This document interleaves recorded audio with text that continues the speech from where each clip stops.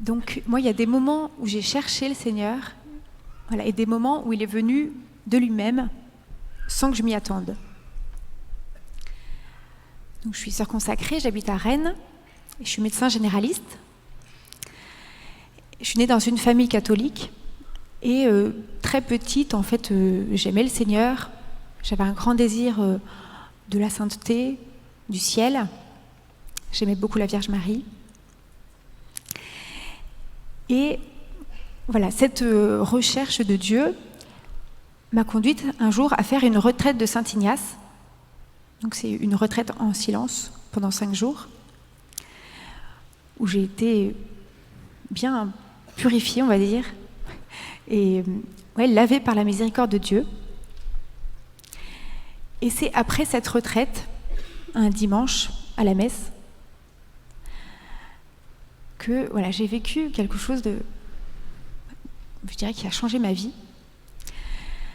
Au moment de la consécration, donc quand le prêtre consacre le pain et le vin en sang et corps de Jésus, que j'ai su au plus profond de moi-même, avec une grande certitude, que Jésus était présent dans l'Eucharistie, qu'il me connaissait personnellement, donc moi, Marine, 20 ans, et tout ce que j'étais, et qu'il m'aimait d'un amour infini.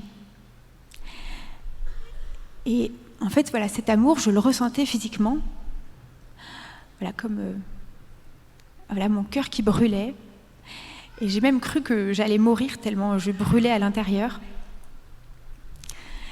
Et voilà, je me suis dit, mais il n'y a que Dieu qui pourrait combler mon cœur.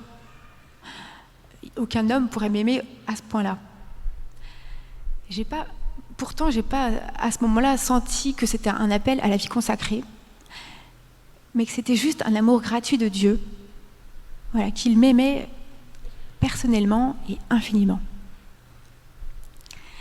Et en fait, comme si je comprenais aussi que ma vocation, c'était de me laisser aimer et d'aimer. Voilà, ce moment a vraiment changé ma relation avec Dieu, ma relation aussi avec les autres.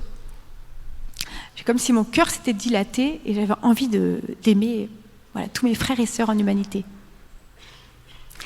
Ça a permis, ce moment-là, d'ancrer ma vie de prière, d'aller à la messe tous les jours, d'avoir le désir d'annoncer le Christ, d'annoncer son amour.